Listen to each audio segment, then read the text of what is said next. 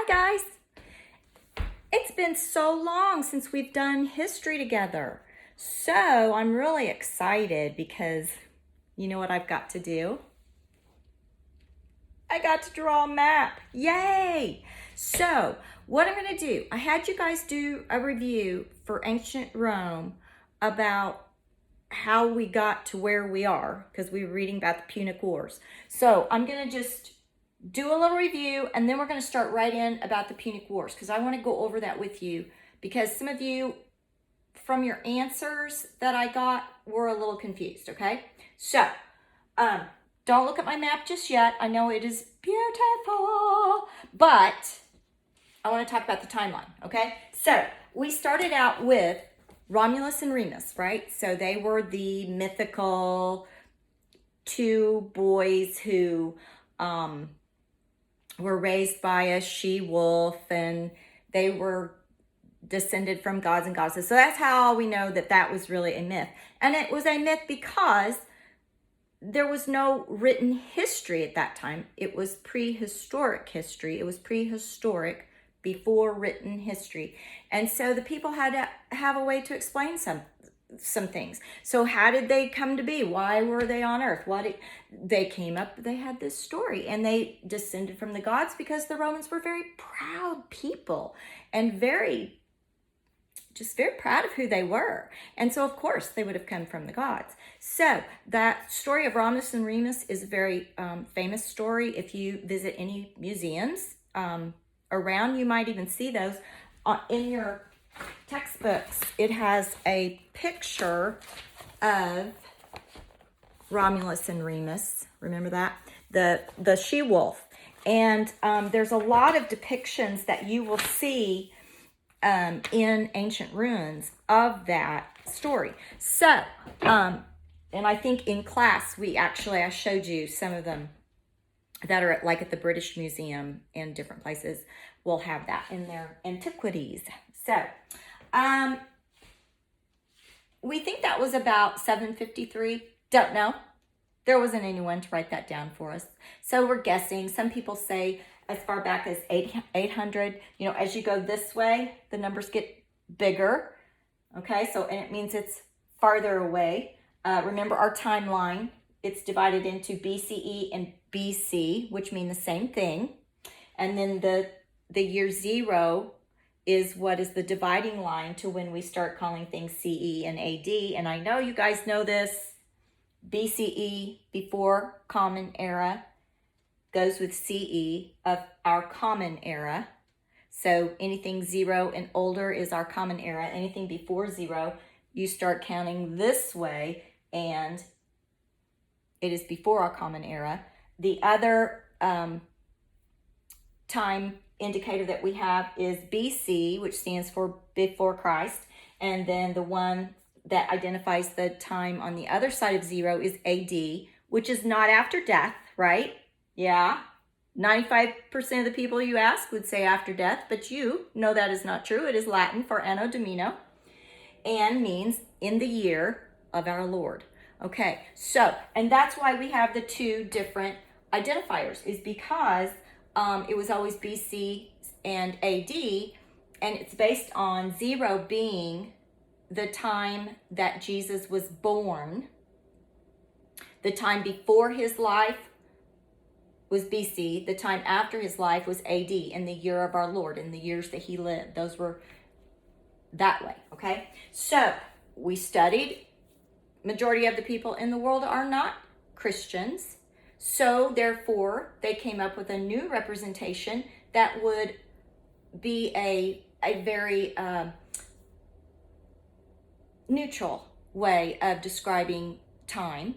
So we came up with our Common Era and before our Common Era, okay? They mean, it refers to the same time period. CE and AD refer to the same time period. It's just what you like. So there you go. So we don't know exactly when Rome started, and our arrows say, you know, that way. So sometime it started, all right? And then in 509 BCE, the Romans drove out their king. Why did they drive out the king? He was a very His name was Superbus Tarquinius, and he was a very mean king, very cruel. And so the people decided, you know what, we don't really want him around here anymore. So they drove him out, and they decided they did not want to be ruled by a king anymore, or just one man making all their decisions. And so they drove him out. I'm going to move this over. Well, you know what? I can just move this. I feel like here we go. So they drove him out, and they came up with a new system of government for the people who lived in Rome. So from we don't know when to about 509 BCE, this was a monarchy. And a monarchy, we've discussed in class, mono means one, archy, a rulership, a government, a one-person government. One person makes all the decisions. You guys are very familiar with that. We have a biarchy in our classroom because Mrs. Thomason and I are the queens of Intermediate 1. And you guys are used to that. So you kind of have a feel for how those Romans were feeling, right? They were wanting to get away from all of that oppression. Oh yeah, because we're so mean to you guys. All right, so what did they come up with? A republic. Okay, so this started the Roman Republic. Now, how long did the Roman Republic go? It went until the year 31 BCE. So from here over, this is all of the Republic time period. And that's what we're talking about now. That was here, I've marked on here when the Carthaginian Wars were. That all happened during the Republic. What does Republic mean? We talked about this when we talked about the Pledge of Allegiance. I pledge. Do you remember what it means to pledge? When you say I pledge, what are you saying?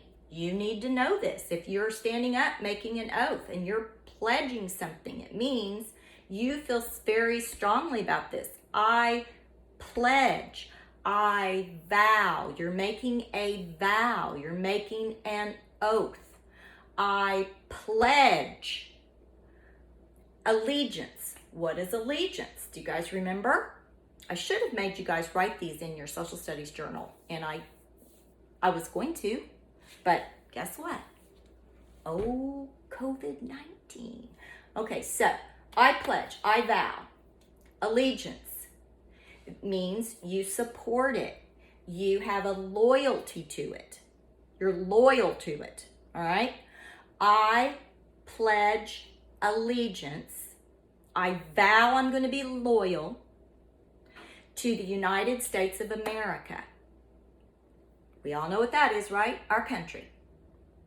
And to the Republic. Interesting. Our government is a republic. Rome was a republic.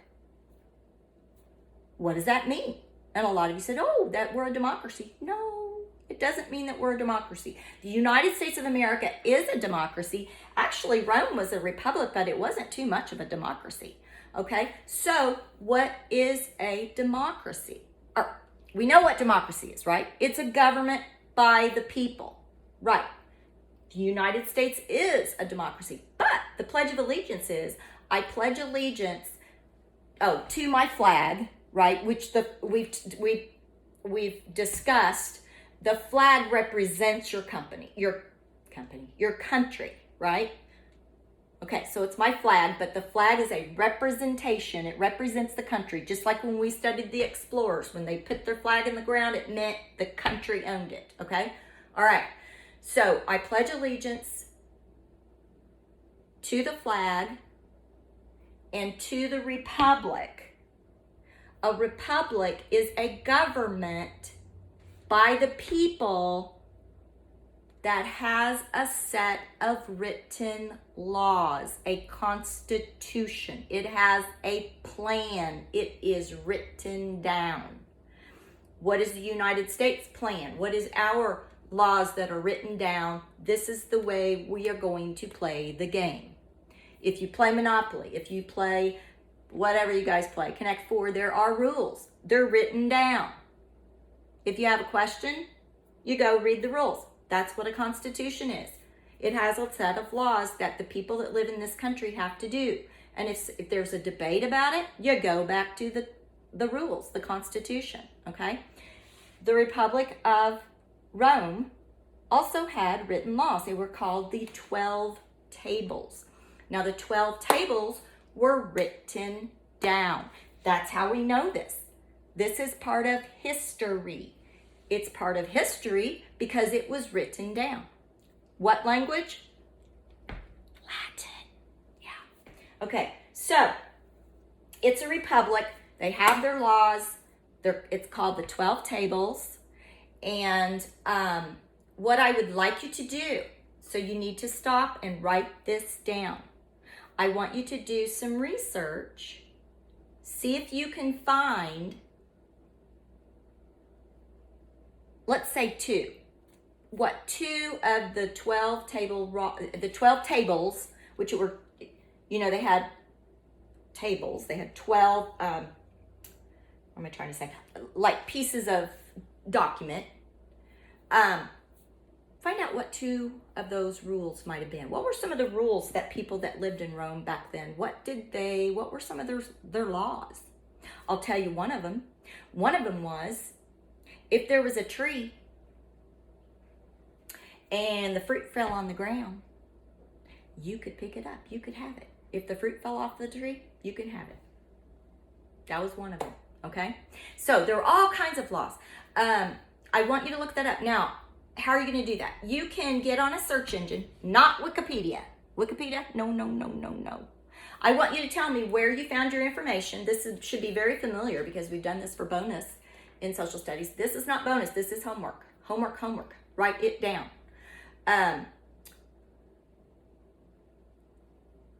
The 12 Tables, ancient Rome. You're going to probably need to write that down.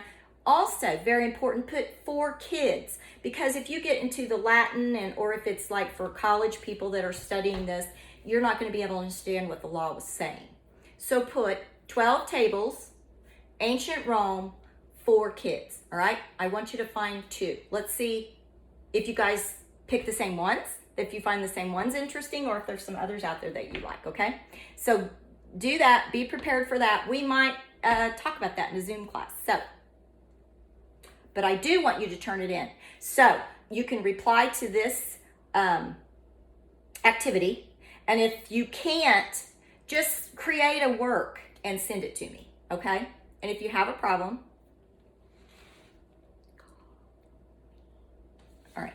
So, when they made this republic, they were very proud of remember, they were very proud people. They were very proud of it, and they called their government a name. And they used the letters S, P, Q, R. Latin. And it stood for Senatus Populus K Romanusa. Okay? What does that all mean? What does that all mean? It means the Senate and the people of Rome. SPQR. They were so proud of their new government that they put those 4 letters on everything. Every public building had those 4 letters etched in it, etched in stone. If you ever get the chance to visit ancient Rome, I know some of you have, you'll notice in the ruins, you'll see SPQR. It was everywhere, okay? Very, very proud of their government, which they should be. It was very, we use a lot of their concepts today in the United States of America. A lot of it. And you'll see that places in the United States of America too, right? I mean, we do have a republic. We do have senators. We do have assembly. We used a lot of their ideas.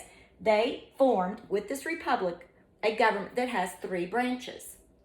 It had the consuls, the 2 consuls that ruled, kind of like a president, but there were 2 of them. They had the consuls, they had the Senate, and they had the assembly of where the plebeians were able to have a voice. So they had the Senate, which was the patricians, they had the assembly, which were the plebeians, and then they had the consuls that governed. It was a three-branch government. Guess who has three branches of government? Yes, we do. The United States of America. And, okay, so got a lot from the Romans. Okay, I think that's all I wanted to talk to you about that. Look at my notes and make sure I covered everything.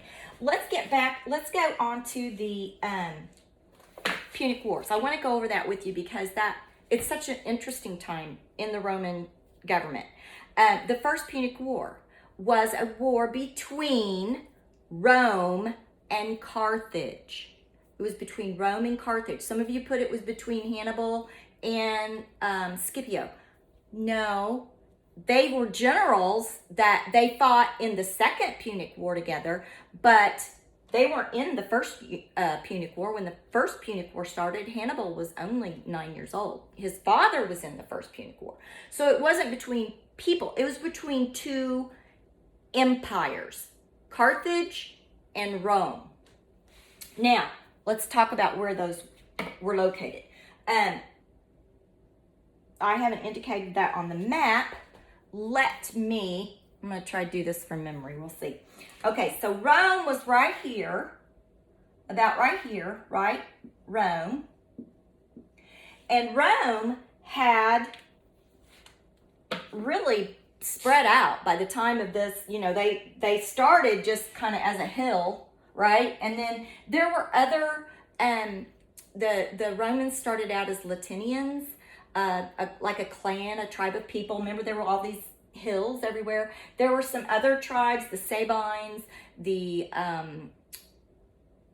oh gosh, my mind is going blank. The Volsces. There was like 7 or 8 different tribes. The Romans, the Latinians, that they were known at that time, they just kind of encompassed those tribes, and they become bigger and bigger and bigger. Well, finally, guess what? The Roman Empire was all of the peninsula. Remember what a peninsula is? It's a body of land that juts out into the water and has water on 3 sides. Is a peninsula. Yeah, we have peninsulas in the United States. Florida is a peninsula. It juts out into the Atlantic Ocean, right? Okay. So the Roman Empire at that time, they occupied this whole peninsula, the Italian peninsula. Okay, and they were a pretty effective empire at that time. Okay, they were known for their army on the land because they would march and just take over people, and they would forcibly either enslave them or make them a part of their empire. They would, a lot of bloodshed. They were very, mainly soldiers and farmers were Roman type people. They were known to be foreign invaders. They would invade and just take over. Now, they respected what they found. If they saw something like with the Greeks, they liked their gods and goddesses. They just said, oh yeah, we're all like that. Gave them Roman names, but they encompassed those beliefs as they saw a good thing when they saw it, when they knew a good thing when they saw it, right? Okay, the empire was kind of run like a military camp, just very, not a lot of privilege and scientific research going on. It was just very simple and very driven, we are superior, we will take over, we will, if you don't like it, we're going to just kill you. A lot of bloodshed. Okay, and they made their way across this peninsula, taking over.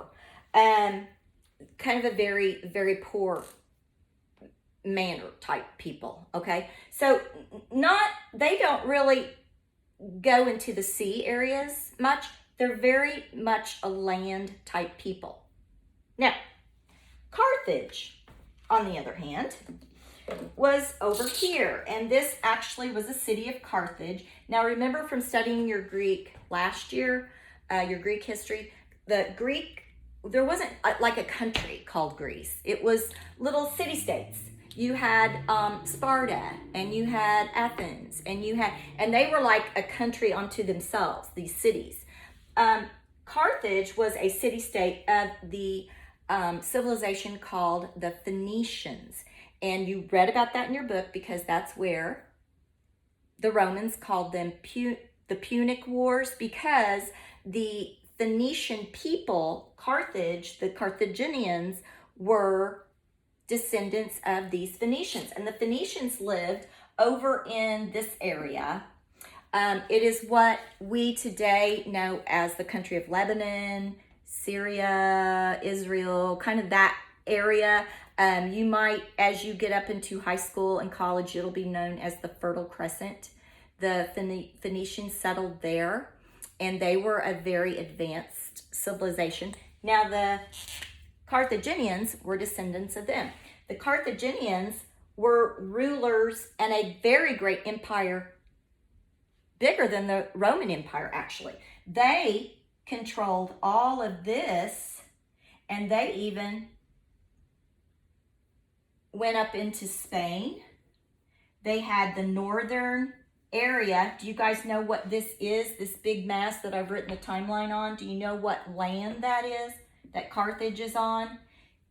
This is Africa. I'm going to erase SPQUR, and I will. This is known as Africa. I have my towel up there so my wall won't get scarred. Okay, so Africa is here, but the Carthaginians, they are ruling all of this, and they have, remember what that island at the toe of Italy's called? Remember what that island's called? Sicily. Yeah. So they were great naval empire. They had 500 fighting ships, and they were very much a trading type people. They were very wealthy. They traded with all of the people in the Mediterranean Sea. They controlled the Mediterranean Sea. They were very savvy. They were very scientists. They were very much up on new techniques and educating people, and they were highly civilized. They were traders, and they were very united with, they were descendants of the Phoenicians. So all of these city-states that they had a background with, because a lot of people descended from these Phoenicians, they had a unity with them. So they weren't like Rome, where they just went in and rolled over people. They were more of a united, let's do this together type thing, okay? So their empire was built more on trade and wealth, and people wanted to be a part of their empire because they were very wealthy. They were a very advanced civilization, which was in stark contrast to what Rome was like, because Rome was like, baby, you're gonna be a part of Rome whether you like it or not, and we'll just kill you if you don't like it. So two very entirely different empires. Guess what? Yeah, this little guy right here, Sicily, they both wanted it. Rome wanted it, Carthage wanted it, okay? So that started the first Punic War. And the first Punic War started in 264, and it lasted until 241. Okay, that's about 23, 24 years. Okay, that's a long time. Over 20 years at war. So,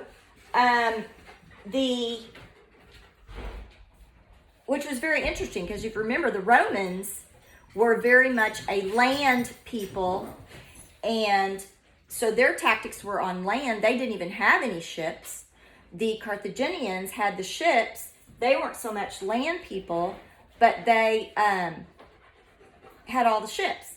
So the island here in Sicily, there was a great tug and war going on. So, over 20 years, back and forth, Rome won. In the end, Rome won. So,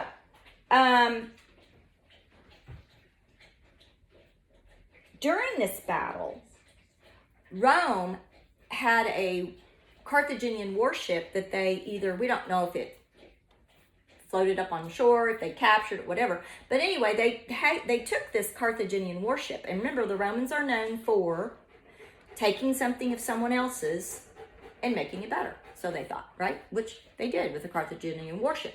They took the warship and they made this thing called a corvus. And the corvus is like a bridge that they tied to they attached it to the ship, and they were then able to take this corvus, pull up aside maybe a Carthaginian warship, and attach it to that warship. It would hook over that ship. Guess what? They were then like on land. So they could just walk over to the warship and they could do their battle strategies like they'd always done on land. So it's kind of like they took the land to the sea. And if you want, you can, I know that if you Google Corvus, it's C-O-R-V-U-S, and it's got some drawings and some cool things. I've had people for creative producers, I had one that was memorable to me, that for their project, they made a Roman ship and they put the Corvus on it and showed how it maneuvered.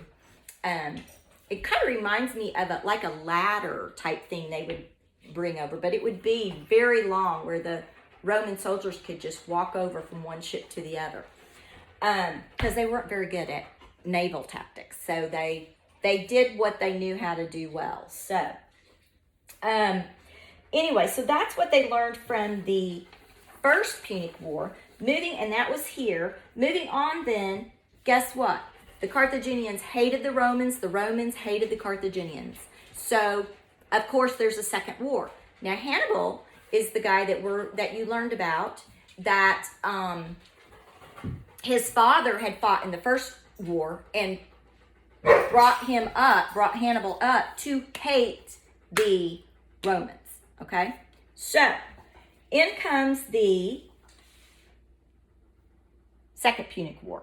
So, you've got Hannibal, who is a general for Carthage, who, very creative, very innovative. Now, remember, the Carthaginians scientifically were very advanced, and so he was a thinker. Hannibal was a thinker. And in fact, if you are interested in a military career, I bet you study Hannibal in the military, because he was known for his geniusness with different strategies, wars about strategy. And he was a very creative thinker. He didn't always think just the way you might see it. He thought out of the box. That's a very mathematical way of thinking, because like I told you, there's always more than one way to solve a problem, right? That's how Hannibal saw it. So he came over and he attacked a city here that was kind of being friendly with Rome. It was a city in Spain that was being friendly with Rome, and Saguntum, and the Romans didn't like that. So, Second Punic War, all right? So, the Romans knew that the Carthaginians were very good in naval warfare, so they were thinking, okay, well, they're going to come attack us, and here's Carthage, right? They're just going to come, boom, and start attacking us, right? That's what they thought, because they're a great naval empire. It makes logical sense. But Hannibal, the creative strategist that he is, he said, I bet they think we're going to come by sea. So guess what he did? He took all of his army. He had been gathering this huge army over here. And he said, you know what we're going to do? We're going to gather ourselves together and we're going to march up this way and around here are, remember when we did our geographical map of Italy, we drew in the Alps. He said, we're going to go right through the Alps. Now, the Romans, they never even, for 1 minute, thought he would do that.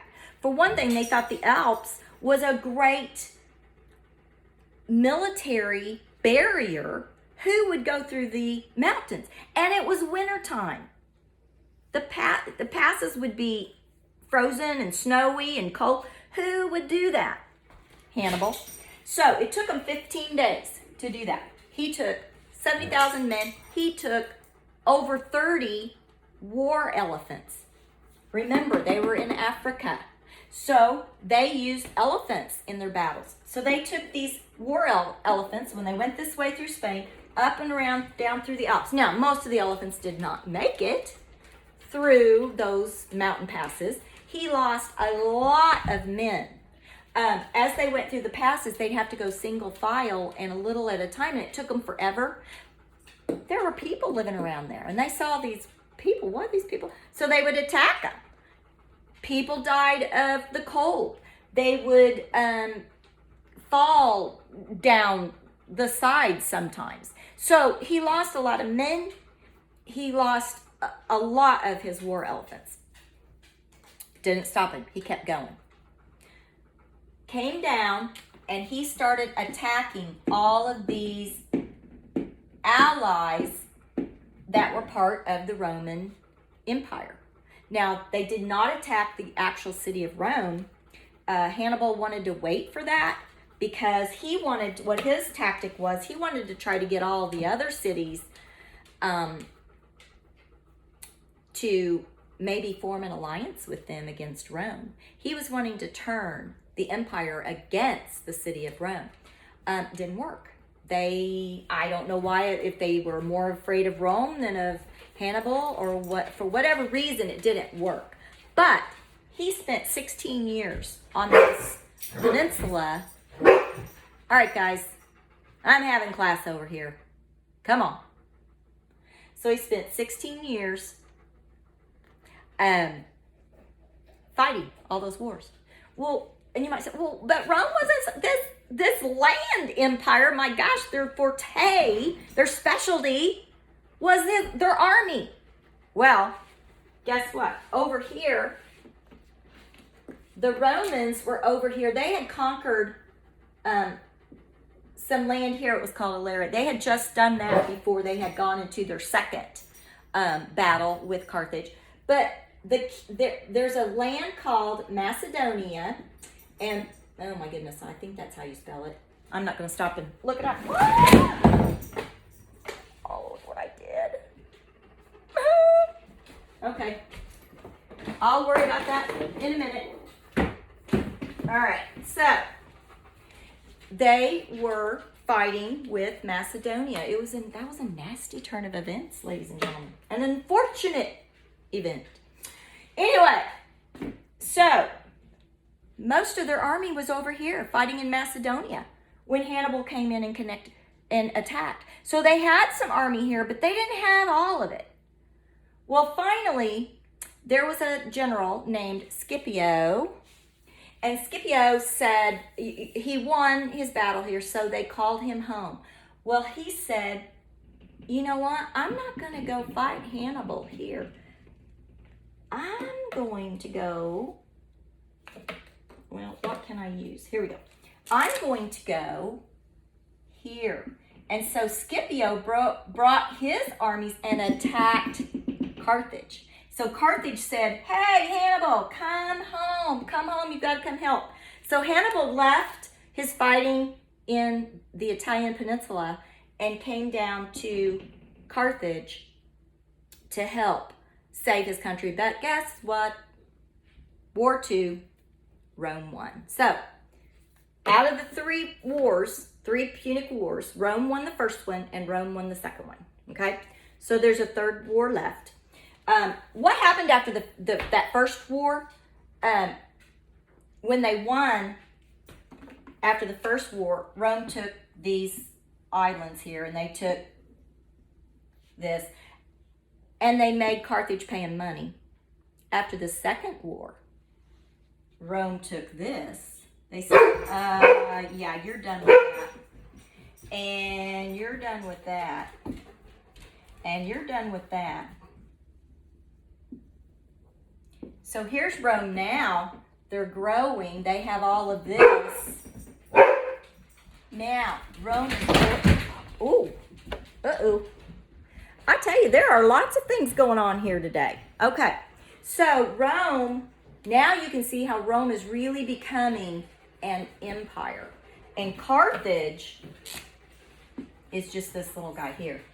So by the time we get to the Third Punic War, 149 to 146, that got taken off. It's the Third Punic War, and so Rome and Carthage are still bitter enemies.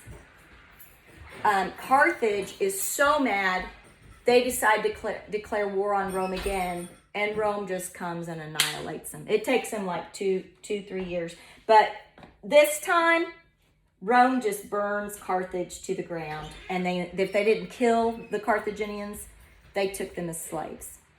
So that completely did away with the Carthaginian Empire.